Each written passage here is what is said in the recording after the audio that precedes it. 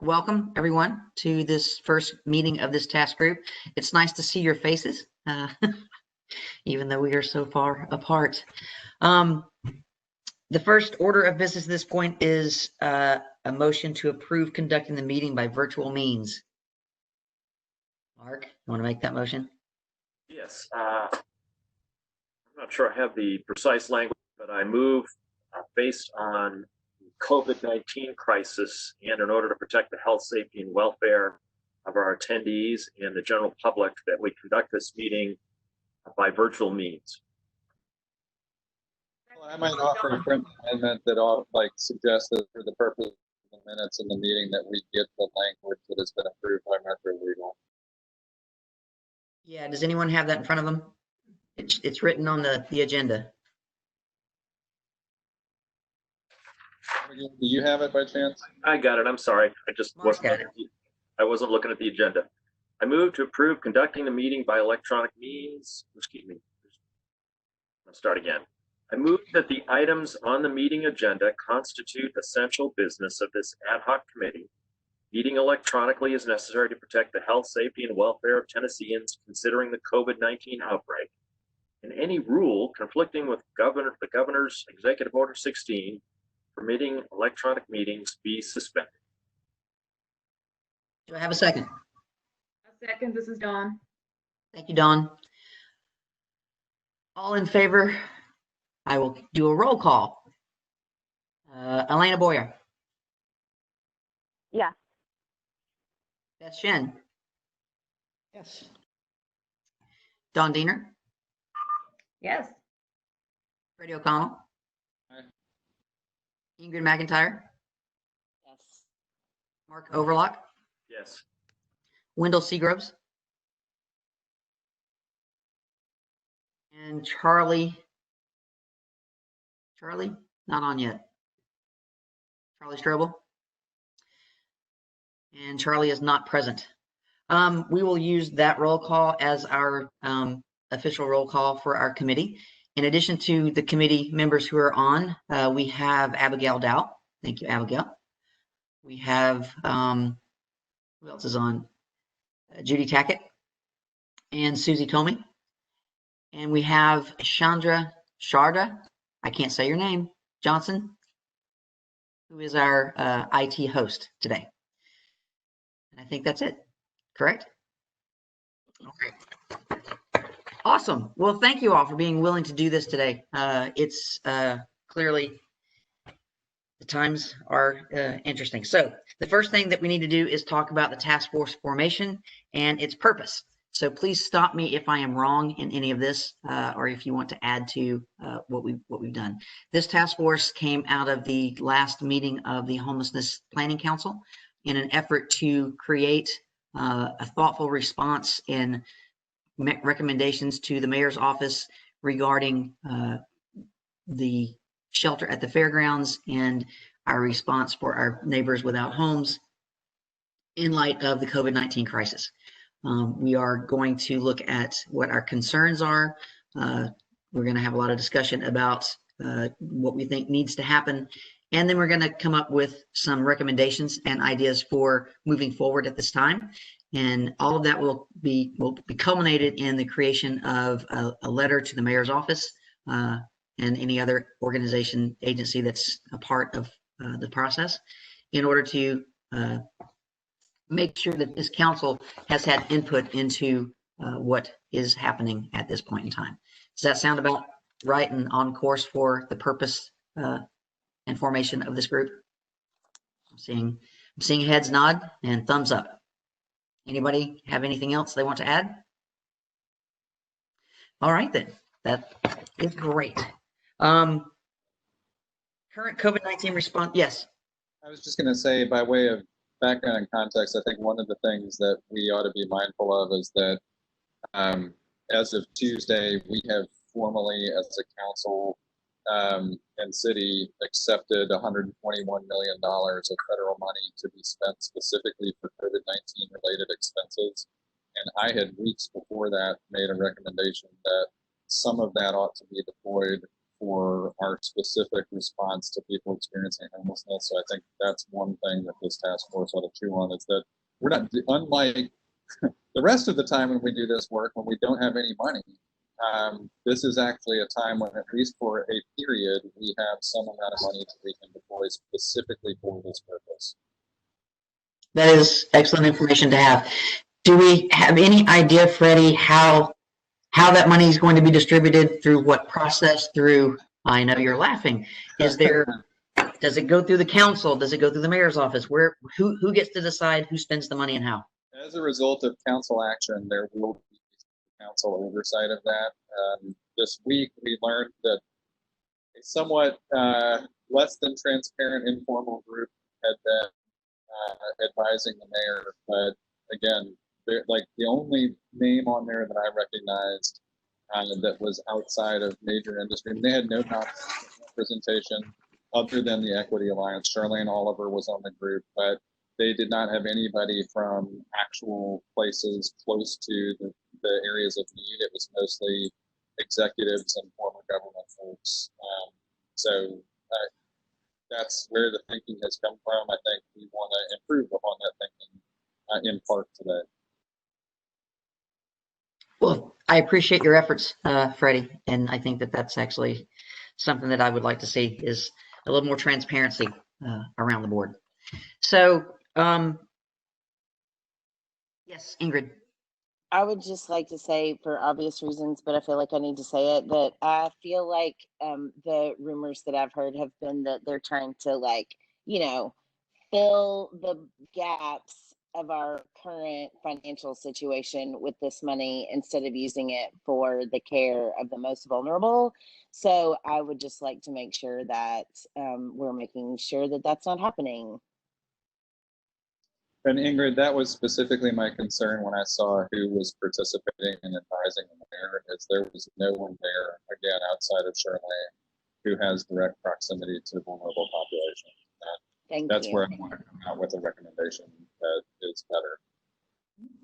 There are also additional things that the city hasn't been accessing, for example, from FEMA, and other communities in Tennessee are using FEMA funds to put folks up in hotels when they're COVID positive, as opposed to, fencing them in at the fairgrounds. Well, Beth, I think that's where specifically I want this conversation to go is, again, my understanding from the very frustrating exchanges I had with the administration back weeks ago when the fairgrounds was first being established was they were not evaluating hoteling or alternative isolation, like not actual non-congregate sheltering, because of the cost and erosion associated with our nearby fiscal crisis. Well, that should no longer be a concern. $121 million can serve this entire population for a long time. If we are looking at alternatives, right? This should be something that Nashville is leading on, not scrambling to catch up on. Yes, thank you again for that. These are exactly the concerns and things that I want to discuss right now in terms of the response information that we have, because I know that these are the things that have kept some of us, scratching our heads around what is going on. I go back to what we said, last week, is that it's telling, actually, that the administration has not asked for the input of the experts to respond to this crisis. And so, again, I appreciate your time and your efforts in being part of this task group. And I want to continue to bullet point what our concerns are. Our ultimate goal for this task force is to create a draft of a letter for the council to approve, to be sent to the mayor's office, one that outlines all of these as concerns and then follows those concerns up with recommendations on how to move forward. That's our purpose. That's our task. So I want to try to make sure they stay on that. So at this time, I do want anyone who has any other concerns, you can look at some of the questions that came from our survey of the Planning Council, and we can talk about some of those things. Dawn, you want to say something?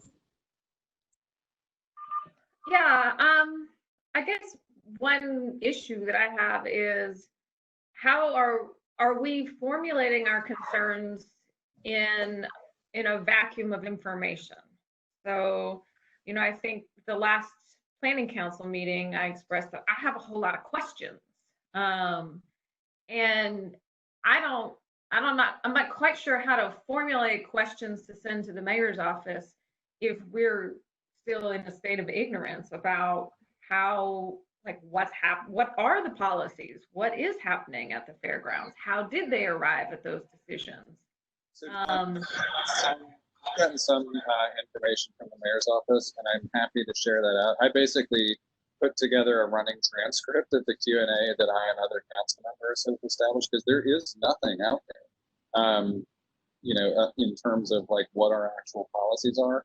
I think the way that I would recommend structuring the letter is we're going to make recommendations based on best practices, and then also include, almost as an appendix to it, concerns and questions that have come out of this task force's work, right? So I would say make a list of those questions you have, and we can run them up against the Q&A that I've already established and gotten sometimes incomplete answers to, and let's include that material in the letter.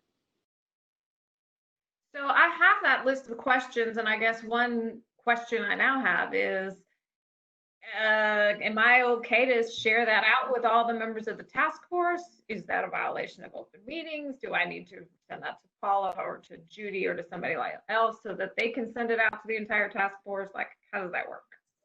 Yeah, I just shared with Judy and Abigail something to send to the task force. I'm trying to, and that's what we do on council with regularity, is what I'll typically do is, if I've got things that I want colleagues to sign on to, I will send it through the council office. So I think for the purposes of this, just to maintain transparency, send what you've got to Abigail and Judy, and they can distribute to us and to the full planning council. Okay, so let me understand. Is that those are questions and answers that you've gotten from the mayor's office, Dawn or Freddie, or is it the same list of questions? There are questions that I have no answers to. If I understood what Freddie was saying, he has submitted some questions and gotten some answers back. Yeah, the answers weren't great. I'll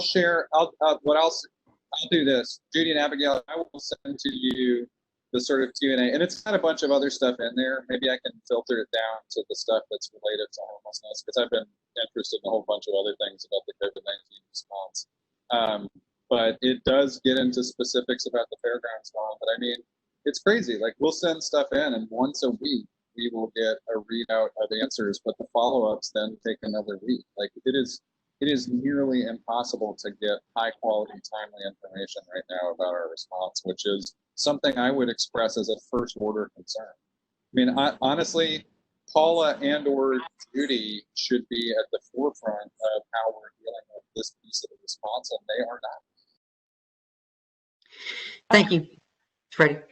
I guess that is one question that I would have right now is, can Judy or Abigail or Paula, can you all tell us, was there any communication whatsoever from the administration with any member of the Homelessness Planning Council or the Metro Social Services team related to homeless services?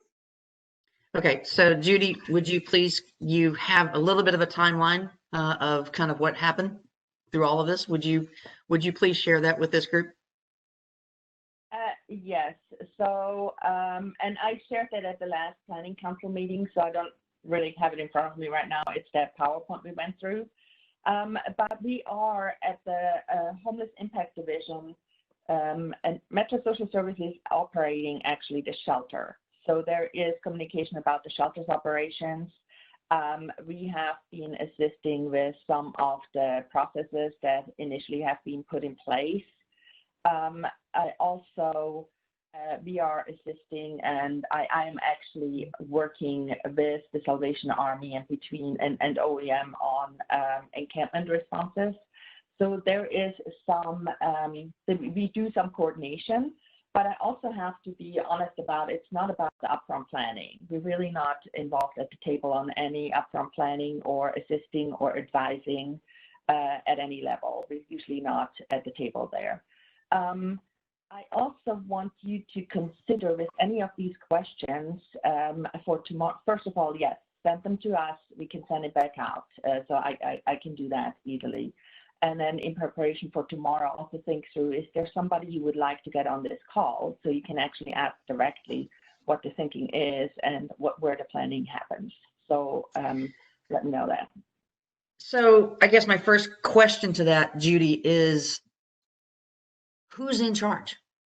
Yeah, and again, that's I know Dawn, Freddie, everyone's laughing, but that is the problem. So Dawn, there's the answer to your question. And Judy was very tactful, and I appreciate that because you have a job and that's it. But I'm not going to be so tactful right now. There's been absolutely no communication. There's been no, looking to the Homeless Impact Division to help with anything other than we're going to do this. So here's what I need you to do. And that's even that has been limited. So to answer your question, Don, there was less tactful and say that like anytime someone has tried to do something or would try to do something, that they will get slapped, right? And be like, not saying, let us take care of this. So that's a whole nother situation that is irritating as hell. Like somebody who would actually have the compassion and drive to do the work to make sure that we're treating our folks well and with some sort of trauma-informed care. It's like, we don't need you. You're causing too much trouble. Thank you, Ingrid. Yes, that's again going back to your question, Dawn. Is that no? There was no one involved from the homelessness community in planning what has come to fruition at the fairgrounds or anything else. We all found out about it after it's being done. And I'm sorry. Is there an answer to the question of who's? Is there an answer to the question of who's in charge? So, because that is how, that leads me to my answer for Judy's question about, is there somebody we want on this call tomorrow who can maybe answer questions? There's a trio, Dawn, there's a trio of people, right? It is between the mayor. So here's where we have got to, right? The mayor basically worked with our brand new health director, Dr. Caldwell, to create this, series of health orders, which are ultimately run through the local board of health. He also convened a COVID-19 task force, and there seems to be some, it's hard for me to tell from the outside looking in, but he appointed Dr. Alex Jahanger, who is the chair of the board of health, as the chair of that task force. Dr. Jahanger seems to be running point on a lot of the public information release. I don't know which of Jahanger or Caldwell is actually sort of directing OEM here, but they have more or less given the OEM response to this piece of the puzzle to Chief Surveys, who was at our last planning council meeting. But there has not been, my understanding is there was no follow-up from either Dr. Caldwell or Chief Surveys with Paula or Judy after that planning council meeting. They just sat there looking and said last nothing. week. No, I've got nothing from anyone. Judy? Okay, sorry, it's the unmuting. They are willing to come and talk to you. So if you want to invite them for tomorrow, just let me know. Yes. Ingrid? Paula? Question, wondering about, and like, I just don't want us to spin our wheels, knowing that we've been, and I also don't want to be just that person that keeps saying these things, but like knowing that we've been lied to on the news, by these very people, does it matter if they come and tell us their line that they need to say that covers their ass? Or is it better for us to say we want to volunteer at the shelter, those of us who are willing to take the risk, so that we can see it for ourselves? Because I don't trust what comes out of their mouths because I know it to be lies. And Ingrid, I got invited by Mike Jameson in the mayor's office and surveys to come out there. But honestly, going out there is, I mean, sure, it's like a data point accountability, but truth be told, the thing I recommended to Judy, and one of the reasons I'm glad that we got this task force going, is I want us to be drawing the line in the sand about what our response is, and then they can be held accountable to whether or not we rose to the challenge, right? mean, that's part of the problem with the gap in communication here is no one right now is holding them accountable for whether or not we are responding successfully. And I know that everyone around this table knows that we could and should be doing much, much better. Yeah, but the mayor has an 80% approval rating for his response to COVID right now. Right. Sorry, that was my sarcastic voice. The hard part is, I mean, and again, we all know this, dealing with vulnerable populations is not where you go to get your greatest popularity. That's exactly right.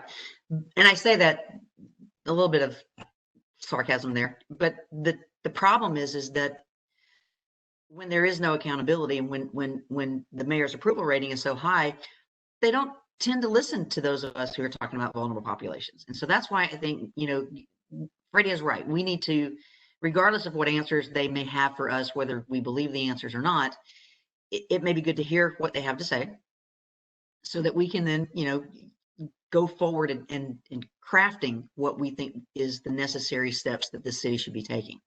I think that, we all know that housing is hard. People who are housing vulnerable, who, are trying to stay in their apartments are having a hard time, and finding affordable apartments for folks is next to impossible in some cases. So what are we going to do, not just now, but how do we then take this into the next step afterwards as well? And that's the things I think this planning council should be talking about. And unfortunately, we haven't necessarily been doing that for a lot of reasons. And this is hard because we have, I think, still one of my hopes for this year prior to COVID was to get a level of seriousness from outside the planning council about our 3-year strategic plan, right? Because there is a lot of good stuff in there. This is almost, to me, the moment to extend that to deal with, what we think is a relatively short-term crisis. But we know that unaddressed, that crisis is going to get worse. We know that unemployment is going to trigger even greater numbers of people to be at risk for the stability of their housing. And everything from the arrest of the guy who broke quarantine and all those kinds of things, that's where they again, to Dawn's point, they have no stated policies around this stuff. And even when it was frustrating, we at least had, discussion arise from this group about things like encampments. And then finally, we've now baked in a longer strategy. And so this to me is like our short-term strategy. And I apologize, I'm going to have to leave in just a few minutes, but one of the things that I did share, which I just discovered yesterday, and I know Judy has sent a number of resources, but I think, and Beth, I would love to get your input on this from the work you've seen on the academic side of things as well. But I think what we want to produce in the letter is a top-line statement of concern, right? Really just aggressively attack the fact that this is a big and growing problem, and the lack of communication as well as transparent policies is really problematic, but then really get into some brisk recommendations. And so just yesterday, I found the United States of Care, which has been putting out these books about a bunch of things, including, they did a case study of the New York's COVID-19 Rapid Response Coalition, which was great. They've done stuff for federal policy and state policy, but most recently put out a playbook about vulnerable populations, and it is awesome. It highlights, it's got 3 case studies in it. One of them is California's Project Room Key, another is what King County, Washington is doing, and another is what Chicago's West Side Chicago homeless COVID-19 response is doing.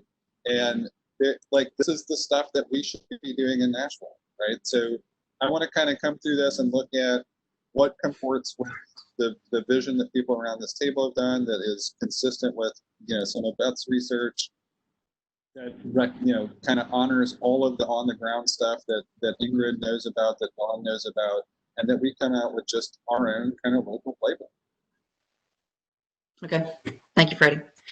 There's also a Tennessee task force that we should probably pay some attention to at the governor's office, that Ethan Frizzell has been the point person for Nashville for, and Susie's recently been on those calls and I've been on them.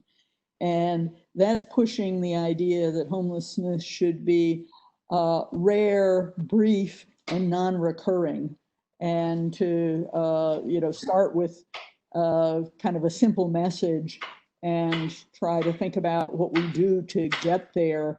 And the goal is to have consistent messages across the state around that. And so we should probably be at least aware of what that group is doing. Yeah, thanks, Beth.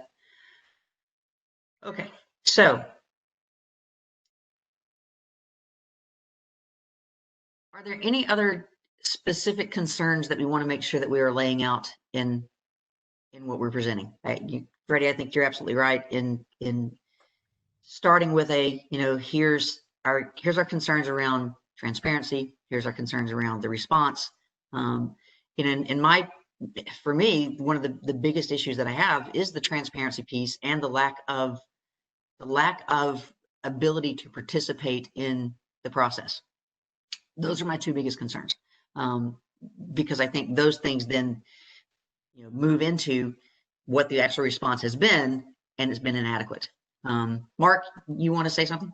Yeah, just in terms of reading the tea leaves. So Mary Falls, for several weeks ago, seemed to be the point person in the mayor's office trying to figure out, hey, where are we going to put all these homeless people who are asymptomatic? We don't want them running out on the streets infecting everybody. Lately, our impression at the hospital has been it's Mary Jo Wiggins who's sort of running the numbers. One of the things that's happened, of course, outside our hospital, we have Turner Construction working 24/7, building out our 8th floor for the next surge. But what happened, I think, to the governor was they built that former Memphis facility for the commercial appeal. Is now 400-bed facility for whatever surge is coming. It was the most expensive facility in the history of whatever these facilities are, partly because they had to do asbestos remediation. So it's put an odd pressure on the governor's office in terms of how much money they're willing to sort of throw at, say, Nashville, for example.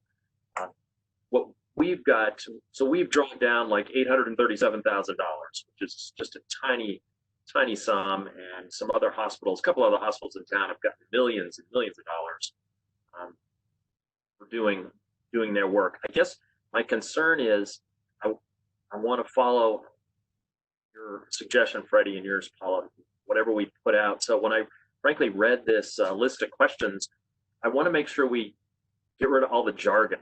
So there's lots of little abbreviations. ESG, I had to look that up. I couldn't remember what it was. Emergency shelter grants, I get that now. AMI, just those things. I want to make sure we're almost at a 3rd grade level so anybody can follow this. It's not going to be just a letter to the mayor, for example. It's going to get out in the community, and we want it to have not just legitimacy, but sort of make it sticky, as Malcolm Gladwell said. So that's my recommendation. Actually, thank you very much for that, Mark, and I would wholeheartedly agree. When we, it's not, and what I'm very happy about, honestly, is that this is not me writing this letter. This is us writing this letter, and so I want to make sure that when we do that, it is something that is going to be clear, and our intention will be very clear for that. Thank you. Elena, you had something you want to say? Yeah, I was just wondering, and maybe you guys have already thought about this, and maybe it'll be later in the discussion. One, there's two things. One, I think it's important when we structure the letter, not only to approach it with questions and answers that we need, but just also stating the fact of what we know. I think by calling them out for the first place and be like, this is what we know and this is what's happening, because the public is seeing that. I think nationally, people are going to see what's happening in Nashville, and not give them the chance to have holes to explain things away and just call them out first. I think that's really important before we start Q&A and building an argument. The second thing I wanted to mention too, in terms of the concern, definitely the transparency and communication, but I'm wondering if we're actually going to get to a broader conversation about how they're actually increasing the spread and response and the decrease in trust and the harm that it's really backfiring in that way. So I don't know if we're going to, and maybe that's in the recommendation piece and maybe not the letter, but I think it's important to also have that larger impact of what they're doing. People are not going to get tested anymore. There's a lack of trust, the ethical and violations and everything like that. So I wasn't sure if that's going to go in this letter or recommendations, but I think that would be helpful in structuring what we put forth. That's it. Yeah. Wendell, you want to say something? Then I want to respond to that. My hand's been up so long, I think I forgot what I was going to say. Oh yeah, this Sorry, was a comment what Freddie or somebody said about vouchers for motel rooms. Didn't I just see on the news yesterday they're not doing it here because of insurance reasons? Yeah, there was something said about it being a liability issue. Yeah, which is wrong, but I just wanted to make that comment. It's always a fucking liability. All right, yeah. Thank you, Ingrid. So yeah, I would actually love more information about what liability they're talking about. I mean, there's a liability with everything. You're right. So why is that such a liability that it can't be done, especially since other cities are doing it? You know, if no one else was doing it, we wanted to do something really, radical and weird, and yet there was this liability attached, then maybe I could buy that. But if other cities are doing it, then why is Nashville under such liability? I don't understand what that means. So maybe other cities care more about the most vulnerable population than Nashville does. maybe, I don't know. Honestly, I can't speak for people who are not here to be part of this. Yeah, and I had something I was going to respond to what you said, Elena, and I can't now remember what it was, but that's okay. It'll come back to me. All right. So we have talked a lot about the current response information that we have, which is very small. We've been talking about our concerns around the current response. So one of the next things that we need to start forming, and this is where, Abigail, I'm counting on you to take some notes here, because when we start having to bullet point things to craft this letter, thank you. I want to make sure that I have all the points in front of us. I know that there's a lot of information out there about what best practices are, and I know what some of the things that other cities have been doing. I want to make sure that we are gathering that kind of information so that when we decide, here's what we recommend, it can be very clear. So Judy, to that end, you sent us some information about best practices and approaches to dealing with things. Does anyone want to talk more about how we think we should be responding to this crisis? Who's that? I'll jump in real quickly, just to that document I sent you out. One of the things I really want to stress, that when the fairgrounds was set up, we do have HUD technical assistance, and they're going to be actually available to you tomorrow. They're going to call in tomorrow if you have any questions. We are one of 40 cities that have that assistance, and I have one of the things I also want to stress, the fairgrounds, the way it's set up, it is okay from the CDC guidelines to set up congregate shelters, and they are following those CDC guidelines.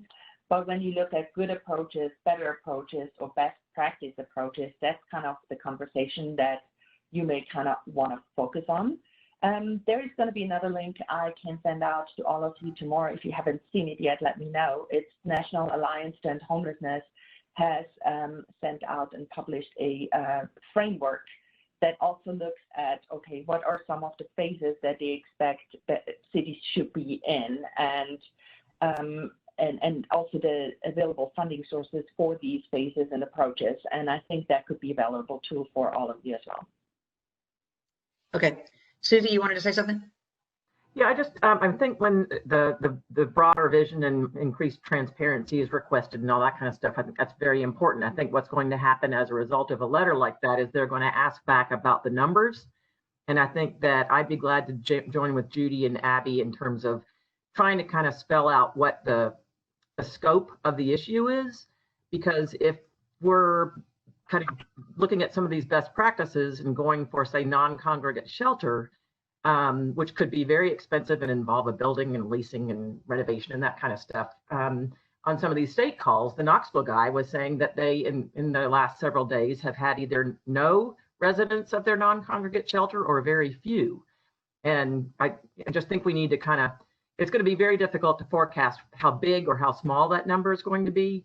But if we can kind of figure out the active cases, how many people are there at the, what I call the congregate shelter, at the fairgrounds. These folks are, whether they want to be transparent or not, they're still going to, I think, shoot back at us with questions that we should be working on answers for. That's a very good point. Thank you very much. Let me say this, Mark, before I get to you.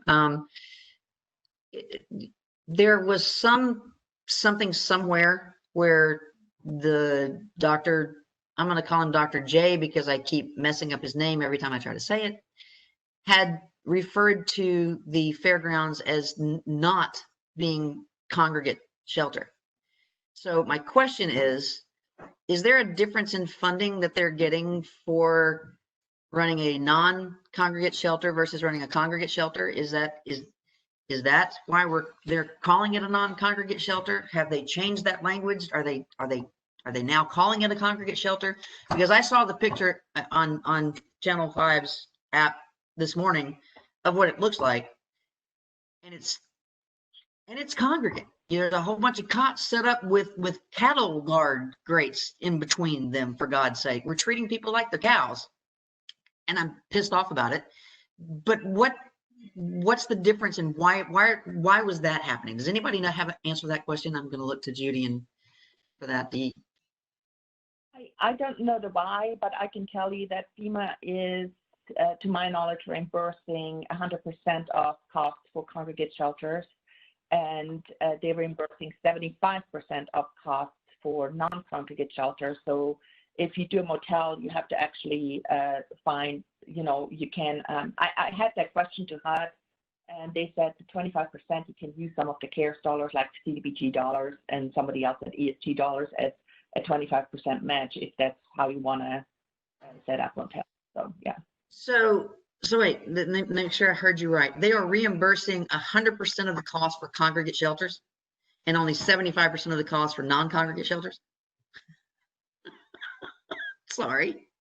Then it would behoove them to call it a congregate shelter, which is what it is. So yeah, it's a question that may not have an answer as to why that information was put out there, but okay. Mark, you want to jump in with something? Just very quickly on FEMA funding, we had the tornado, so just so y'all understand, you guys may know this.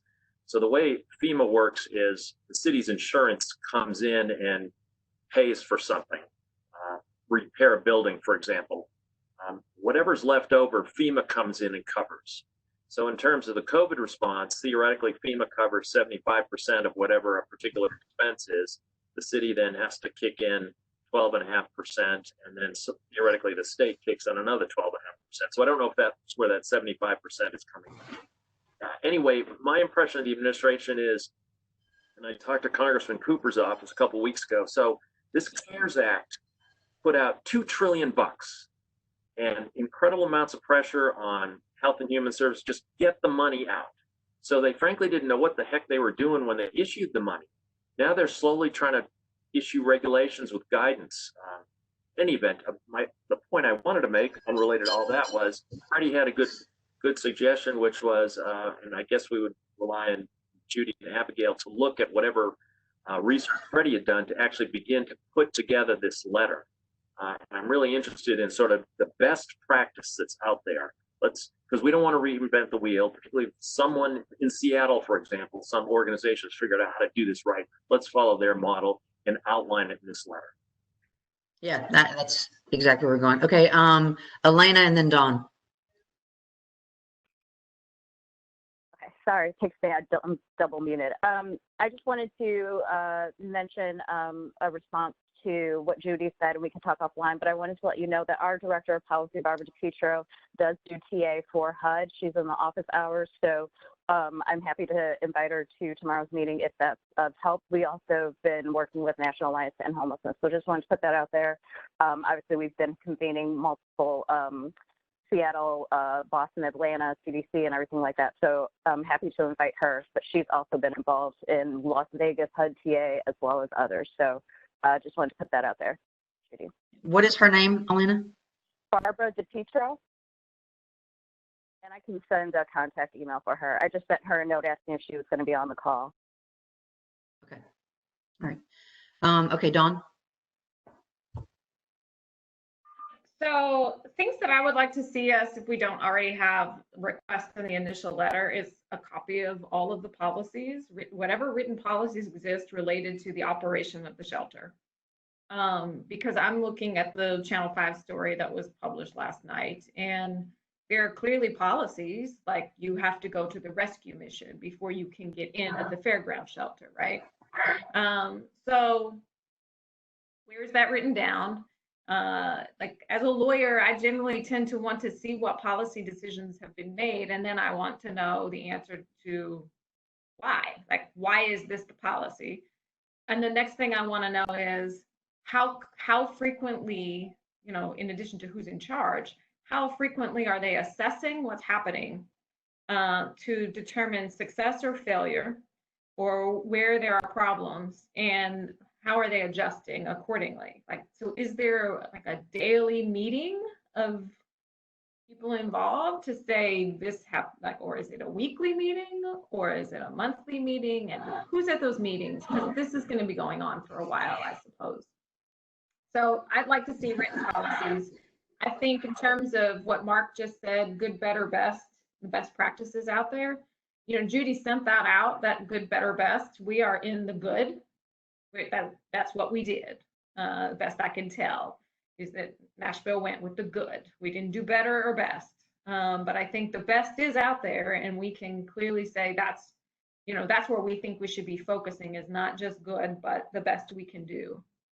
I have questions about, so I don't quite understand the distinction between FEMA funding and HUD funding, but I would say that if Nashville has concerns or complaints about how much funding it gets from HUD, that perhaps it needs to be assessing how well it's meeting HUD's recommendations and best practices for what we're doing, because if we're not meeting them, and it's unlikely HUD's going to send us additional money. So I think I don't know about how the funding pots are, but I think we need to be cognizant of not just FEMA, but also HUD. We have a long-term relationship with HUD, and HUD is the place where we get a lot of funding from. The last two things I would say in terms of trying to define a letter, and a lot of the questions that I sent to Judy and will resend, are focused on data and focused on like the legal civil rights aspects of what's happening out there. You know, so the News Channel 5 story says something about how they ask everybody to sign something, a directive saying they'll stay there when they get placed in quarantine. I'm really curious about what that conversation looks like. What does it mean to ask somebody to do that?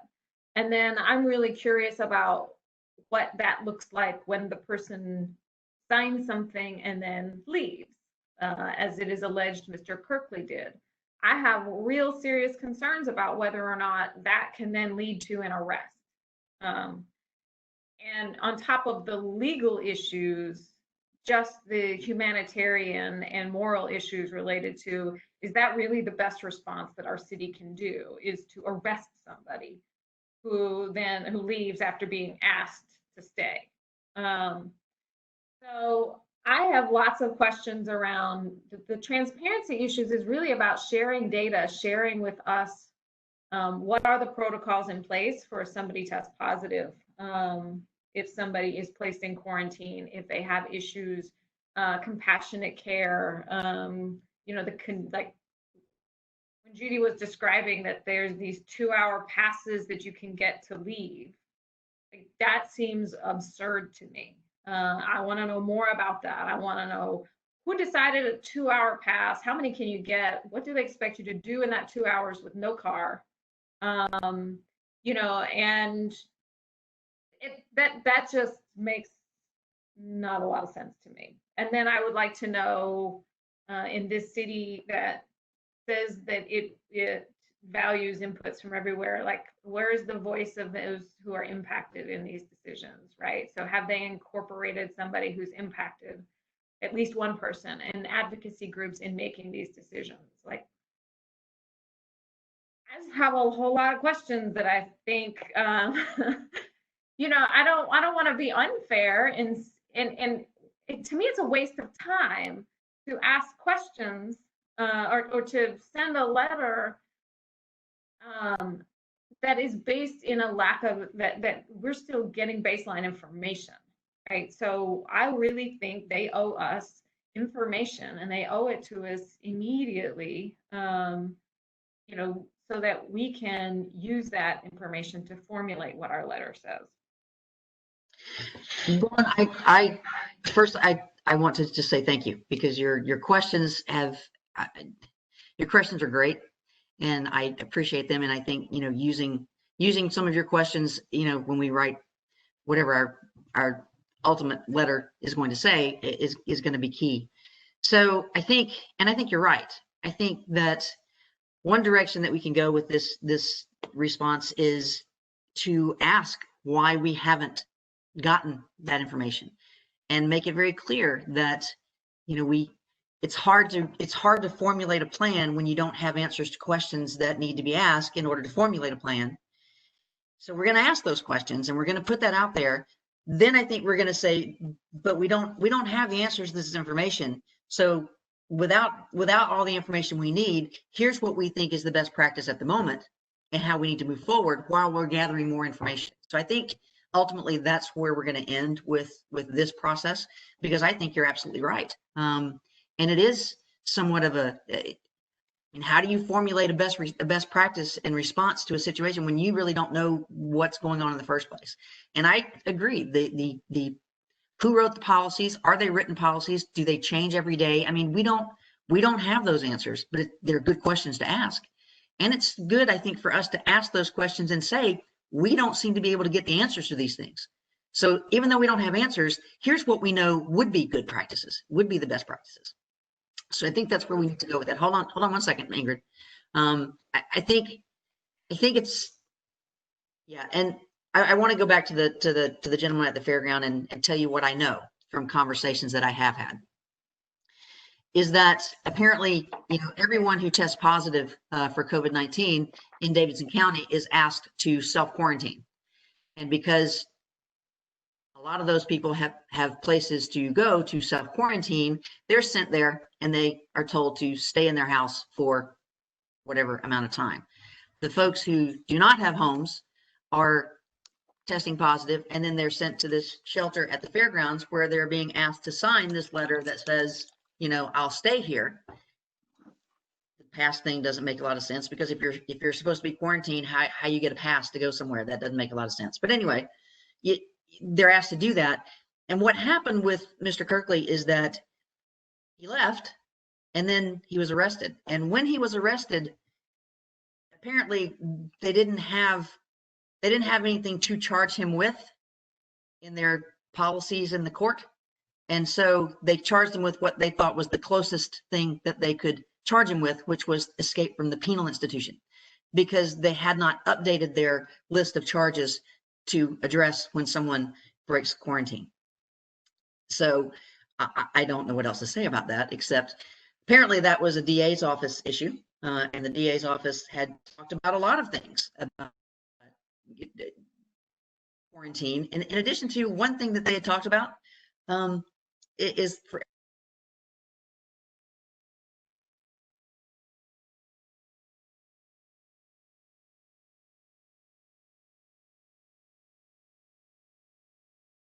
I've lost Paula. Has everybody else?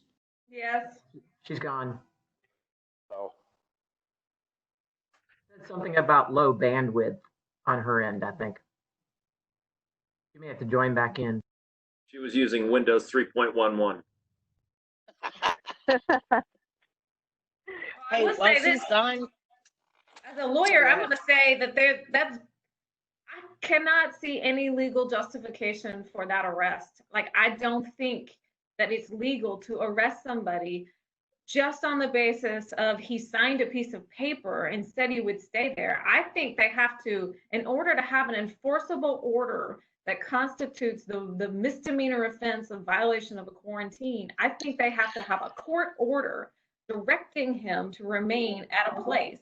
Particularly, I think, not a prison, not a jail, but at a medical facility. I think they have to have a court order directing him to do that before they can arrest him and charge him with the B or C misdemeanor of breaking quarantine. So I got all kinds of issues about that arrest. Will the fairgrounds accept you if you don't sign the waiver? Good question. What if I say no? I won't agree to stay here. I doubt it. Really quick, I just wondered if anybody else had read the letter from the Human Relations Commission and the COB that went out to the, did anybody else get that? Send it to us. Okay, I can send that Yeah. to you, and I'll send it to Abigail or Judy, and y'all can send it out. But I just wanted to let you know that I followed up with Mel Fowler Green, who's Relations Commission, and she said that Bill Phillips asked a lot of questions, like a lot of the same questions that we're asking, and nobody has responded that they sent the letter out to, and it went out the day before our meeting of the whole group, whatever day that was. Anyway, I'll send you that letter, and they are meeting as a group tomorrow with Bill Phillips from the mayor's office. So that could be interesting as well. Hi. So anyway, I'll go ahead and send that letter out to everyone so you can see what questions they asked. And then I'll see also if there's a call-in number that if any of us want to listen in to what Bill Phillips has to say. I'm sorry about that, guys. I lost my internet connection for a few minutes. Maybe it was because I was about to say something that someone didn't want me to say and they just cut me off. I'm not sure. Not to be paranoid about anything. We'll just keep going. All right. Where are we? I'm sorry. What were you talking about, Ingrid, when I came back on? Oh, I just said that the Human Relations Commission and the COB had sent out that letter, and that their meeting is none of their questions had been answered by any of the people that it got sent out to, and that it, which was, the mayor's office, the health department, et cetera, and that they have a meeting tomorrow with Bill Phillips, I guess. So anyway, Okay. I'm asking if there's a number to call in for that. Okay. Can you tell me who's Bill? Bill Phillips, I guess he's the chief of staff for the mayor. Oh, okay. Yeah. All right. So they're meeting with the chief of staff of the mayor to get some answers to the questions that they had about what's going on. And that's tomorrow. So I'm asking Mel if there's a number that we can call in just to listen in on that call if we want to. But also she'll let us know if they get any answers. Okay. Well, that would be helpful. All right. So what are our next steps at this point? We can also just send questions and we can work on the answers. So at the initial protocols that were put in place, we had some input and we're helping to set it up, but I don't know if they've been updated or anything. So we have not been updated on any of that. So we can also pull some of that information for you. Just ideally, yeah, if you have questions, send them to me and Abigail, and we can work on that as quickly as possible. Okay, that'd be great. Okay, so one of the things that I'd like to do is make sure that we have outlined or bullet pointed kind of our concerns. We've raised a lot of them here because I think that going forward and crafting I'm going to say crafting our document is what we're doing. I'm not sure it's a letter, but it's a document that we're going to be sending to the administration. In crafting our document, we're going to start with what our concerns are and what we know and what we don't know. Does that sound right? Okay. Are there other things? So I think I want to focus the rest of this meeting on making sure that we have stated all of what those concerns are, because what I'm going to do is go back and look at those and try to put them in kind of a bullet point, or I'm going to ask Abigail to help me put them into a bullet point so that we have those things that we can see tomorrow when we meet again. Because going from those concerns, we want to move into then what do we want to say about what we think should happen next. Susie, you've had your hand up for a little while now, and did you still mean to have it up, or have anything else to say? I didn't know how to turn it off. Did it go off now? But actually, Dawn did have a question before I lost my internet connection about the difference between FEMA funding and HUD funding. And Dawn, just a simple answer to part of that question is that we've been trying hard as a community over the last couple of years to figure out how to do things more in line with what we know HUD is requiring so that we can try to increase the dollars that HUD is sending to this community. But Susie, you want to say anything else about that? Well, it would be great to increase that amount, which is just the continuum of care. But HUD is a huge agency that has all kinds of other programs that I think we can tap into. And there are other, the CDBG or the Community Development Block Grant funds. There are CARES Act installments that are coming to the city that I think MDHA is still going to administer. And then there's a much larger amount that went just in the second wave to the state, and the state is going to then grant it to communities across the state. The state is not even, they're not even aware of how they're supposed to do that, and they don't have any guidance. Neither does MDHA have guidance on the amount that's coming to the city.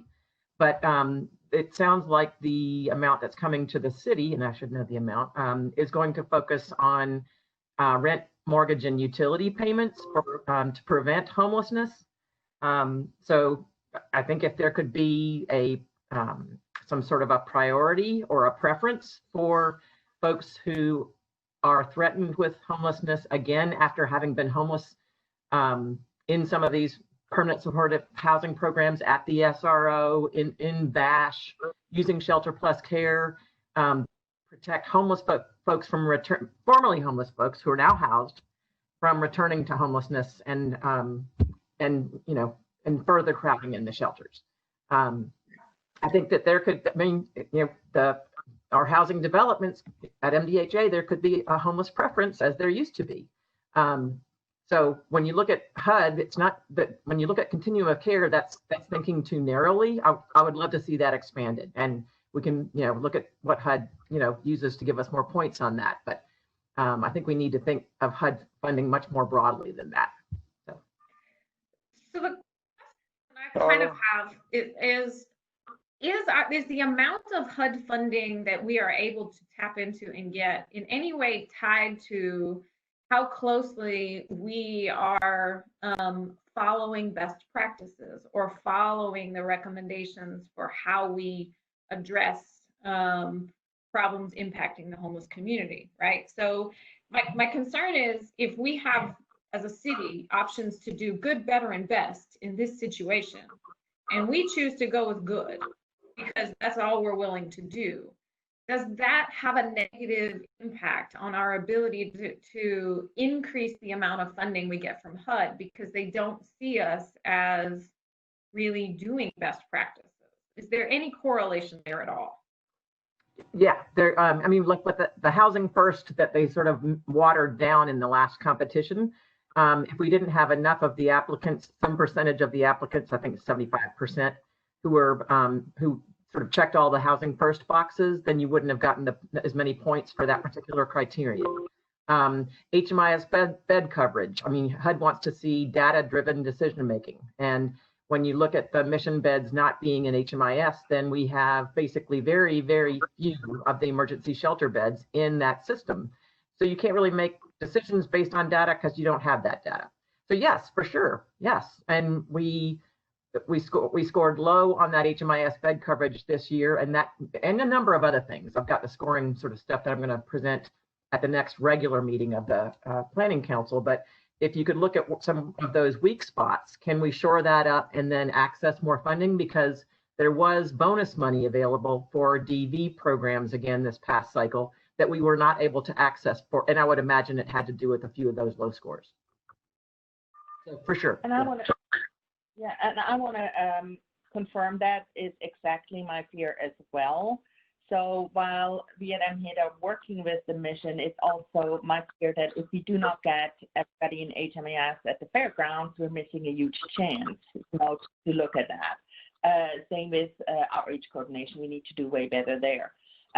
So last week we had and that was Susie, Abigail, and me, call with HUD technical assistance, and I'm going to be, there were some really uncomfortable questions, because at the beginning when we started with them, it's like they would tell us, look, everything that's happening, it's not, you're actually doing great, but it's like I feel we're stuck at the beginning, like a few weeks ago with our approach. We're stuck at good, and basically there were some questions where we did encourage them to reach out to the mayor's office directly. I understand they have done that. And I also understand they had a meeting, a call yesterday with HUD technical assistance. Somebody from the mayor's office set it up with health department or OAM on there. And again, we were not invited to that meeting, and I'm really frustrated about that. Beth, you've had your hand up, literally. So I don't know how to do it literally or virtually, but It worked. in partial answer to your question, Dawn, the specific ways that we get scored have to do with our regular continuum of care funding.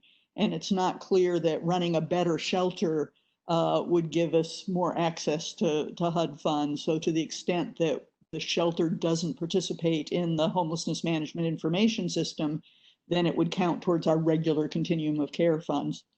But kind of building on what Susie said, one thing that we might want to do in this letter is, in addition to laying out kind of specific recommendations, indicate where some of the funds could come from to do things.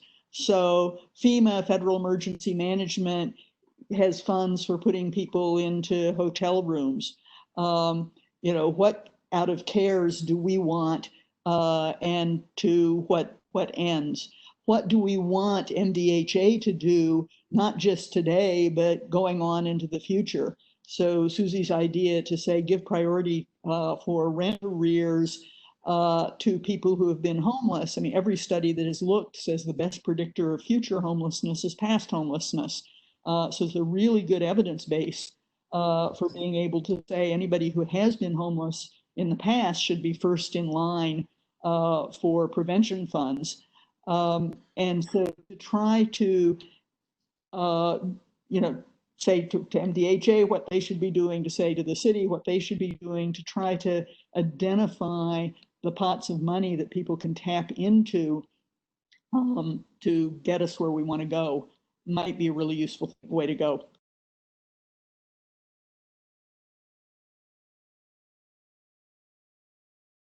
Okay, thank you, Beth. Okay, other thoughts and concerns that we need to make sure that we get down to address? All right. So we have a pretty exhaustive list of concerns. So how should we proceed with a portion of this, which is talking about best practices or responses?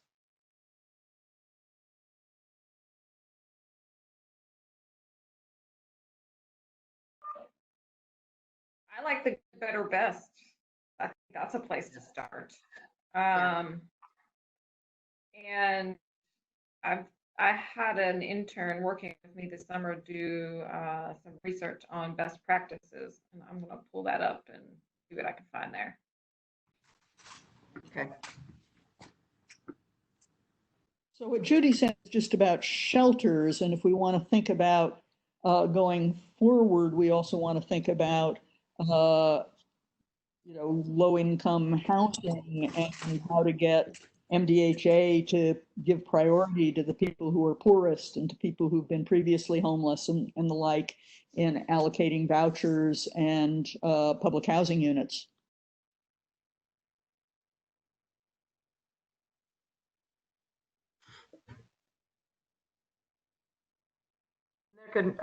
I feel like I want to pipe up. There could also be, with the permanent supportive housing that's planned for downtown, hoping that sort of comes to be sooner than later.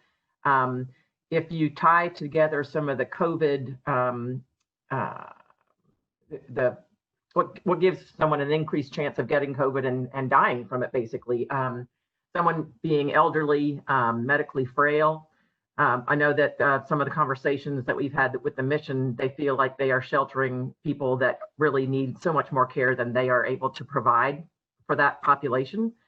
So it could be that, again, sort of using some sort of a preference of not just homelessness, but elderly and being medically frail, sort of having those medical underlying conditions. And elderly for homeless really should be a lower age because of the aging process and how it is sort of accelerated by living outdoors. But just an idea. I mean, these sort of have some preferences and have that homelessness verified by, say, coordinated entry or because I think back in the day when they had the homeless preference for the public housing, everyone was identifying themselves as homeless, and it became sort of chaotic. But I think that using a central system like coordinated entry could do something like that. There should, I mean, in my humble opinion too, just like the folks who have also been housed rather recently, who are still pretty vulnerable, that have gotten in the process, just like keeping an eye sort of on them as well and making sure that they're able to stay in the space. Most of them, it's probably pretty sustainable for them, but not necessarily. So just making sure that we watch out for those folks too, because I would hate for somebody to fall out of housing. Yeah, no, I definitely think that that's something that we need to make sure that we're paying attention to. And I you know, one of the things that we know is that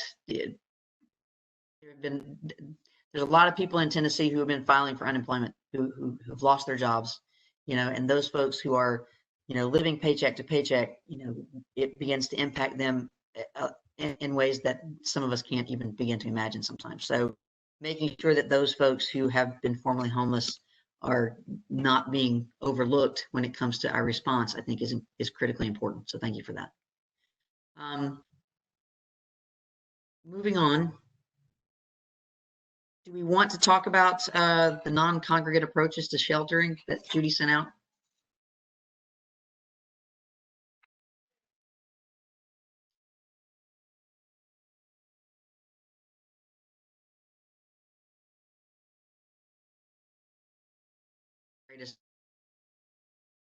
I'm cutting in and out, so I apologize for that. Good old Comcast. So, all right. What else do we need to do today in moving forward? Judy, is there any other information that you have that you want to share with us to make sure that we can consider as we're working on these things?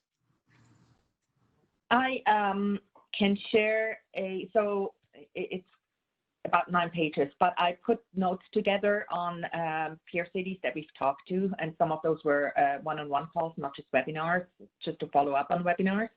I can share that with you if you're interested in that, to just learn what other cities are doing. I just shared with you the link to the framework that the National Alliance has put out there. It's kind of looking at different phases, and it looks, beyond the sheltering, just at a whole homelessness approach. You should have that in your inbox. That's kind of, and I really encourage you to send immediately after you hang up, send us questions that you have, and we can start working on putting a document together to answer those and send them back out to you as quickly as possible. Okay. And I know that we put out a lot of questions here today, and I know you guys are compiling those. And so, who do we want on this call tomorrow that we could try to get? Yeah, that was my question. So I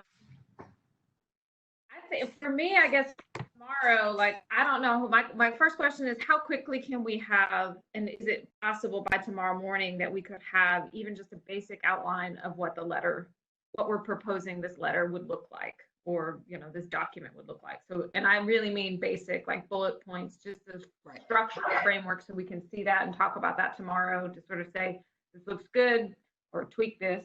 And then the second question is, you know, who can we have, who's scheduled to be on the call tomorrow, if anybody, and if not anybody, who can we have on that call tomorrow, or who can we ask to call in tomorrow, who do we want to ask to call in tomorrow to answer, and for what purpose?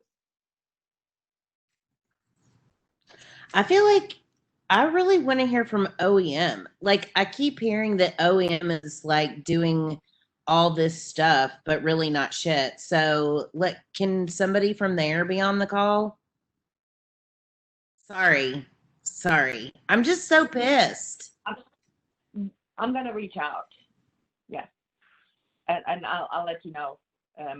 But yes, I'm gonna definitely reach out and ask. And then we already have hot TA. They're gonna call in. So if there are some questions or on best practice things that you have, they will be on the call. Do you want anybody from the health department? We can reach out there. Yeah. Yes. Yeah.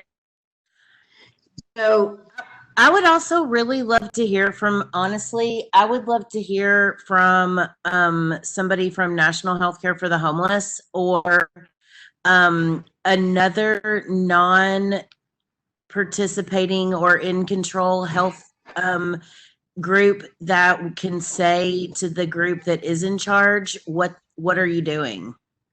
Because of course they're going to think they're doing all the best things, but like I want to hear from National Healthcare for the Homeless that says this is what our standard is, or from like, I don't know, United Neighborhood Healthcare, somebody who's not in charge but is also part of the health group that can say, sorry, hold on, Jim, that can say, no, I don't agree. This is not right what you're saying, right? Like what you're saying is not what we should be doing or whatever. So I just think that it would be nice to have both whoever is doing the actual work and then somebody who could be quote unquote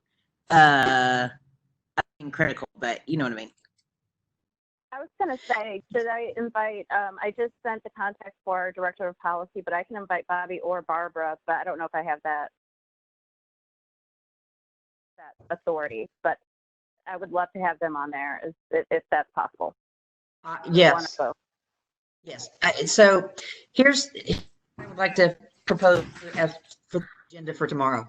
So, Dawn, I think trying to figure out how much we could put together today would be great, so that we have kind of a working document already put together. So I'm going to work with Judy and Abigail this afternoon to compile some of the things that we've talked about today into some sort of a draft for what I want, or we want this to look like. So we can get that out to you as soon as we can get it kind of crafted this afternoon, maybe. And again, it will be more of an outline of where we're going with all of this. So tomorrow, I actually would like to talk about maybe the first part of our call tomorrow should be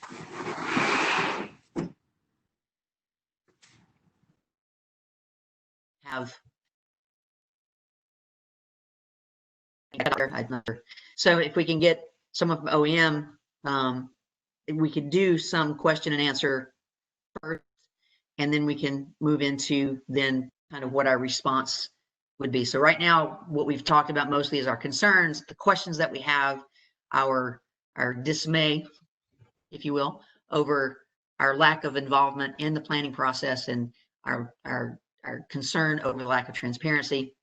So we'll bullet point and outline that. And then the rest of it's going to be what our response and recommendations are going to be. And we can hopefully talk more about those tomorrow after we get some input from both the HUD TA folks and potentially from some of the folks that we, maybe health department and OEM, that might be able to answer some questions. Dawn, particularly some questions that you had around where are the policies? You know, who wrote them? Are they written? Are they winging it every day? Is there a daily meeting saying this is what happened yesterday and this is what we're going to do today? I mean, how are they operating? And who's telling them how to operate? You know, again, I want to say that I think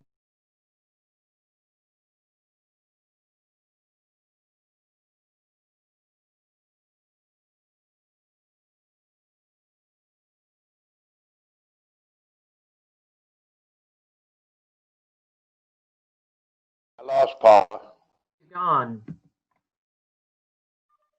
We all did. there I am. Okay. All right, so I'm back. Sorry, guys. I'm not sure exactly. It's my computer, not necessarily my internet connection. So maybe I'll do this from a different computer tomorrow. Anyway, so we're going to put those things into a bullet point, and then we're going to get those folks and see who can participate and see what kind of questions they can answer. And then once we have that input, we will go forward and try to come up with the recommendations. My hope is that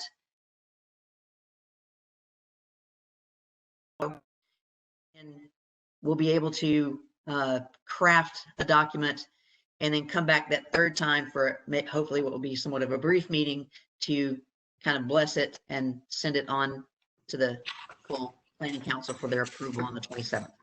Does that sound like a plan moving forward? Okay. So is there anything else that yes, Ingrid? I'm gonna send this letter out from the Human Relations Commission. It wasn't really public, but I've been given permission to forward it to everyone. So maybe don't say it came from me or whatever. I don't know, but I'm gonna forward it on to you all. Why don't you, that was recorded, so, It's okay. This is a public meeting. I know. No, it's fine. She knows. That's okay. She knows. Yes, but I'm not saying anything I shouldn't. That's okay. Ingrid, do it this, please send it to Judy. And Judy, would you send that to all of us? Yeah. Thank you. And yes, I think it would be helpful. Again, I don't want to recreate and reinvent the wheel, but if they've asked questions and had issues that they're looking for responses for, I think it's important for us to support the same kind of questions. I think they're going to be similar kind of questions and concerns. And I emailed out the phone number for their meeting with Bill Phillips tomorrow. So that's at 11:30 if anybody wants to join. Okay, that's very helpful. Okay, And just so in case, I'll offer, this is Dawn, I'm actually going out to the fairground shelter tomorrow to take a look. I have a scheduled appointment to go out there and just see what's going on. So I think it's important that at least, for me, I want to at least see for myself. Dawn, I appreciate that very much. I please do what you need to do in terms of precautions for being out in public, follow those recommendations and guidelines. But I'm looking forward to hearing what your report would be back to us on that. What time are you going there tomorrow? Any of you who want to set that up, just let me know. OEM has been very open about that. As Freddie said, they had sent out invitations also to council members. Just let me know. I just don't want to, I didn't want to push anything that would require a public announcement or a public meeting around that. Okay. I would like to go out there and have a look-see. All right. If Judy, would you work with Wendell on seeing about setting up a time for him to go have a look? That'd be great. What time is she going out there tomorrow?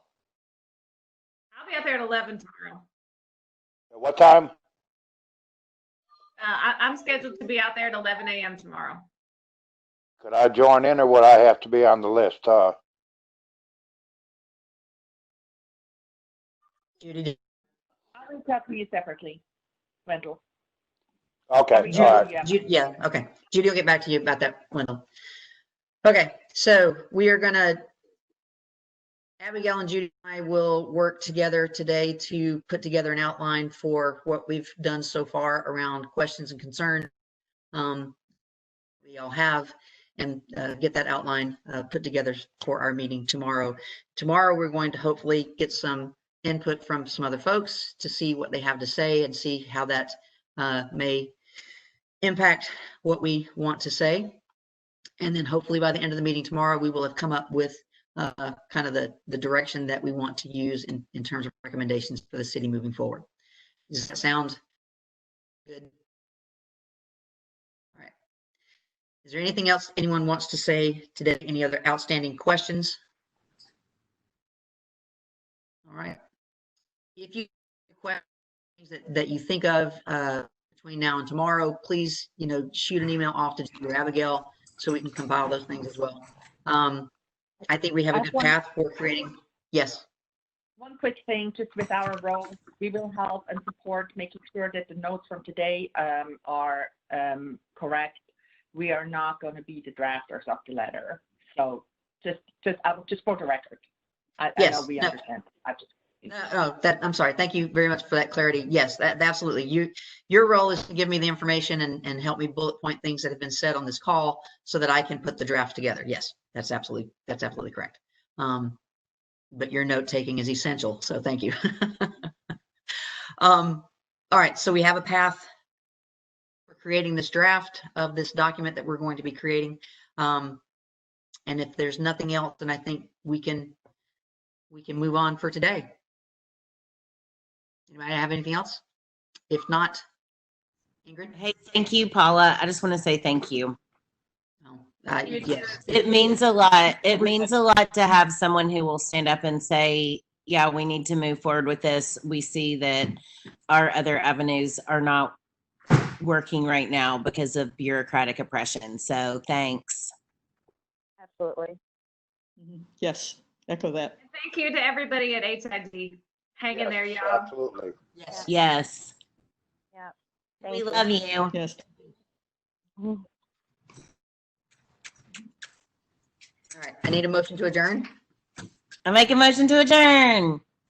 I second that. All right. Motion by Ingrid, second by Wendell. All in favor, say aye. Aye. Aye. All right. Talk to you guys tomorrow. Thank you.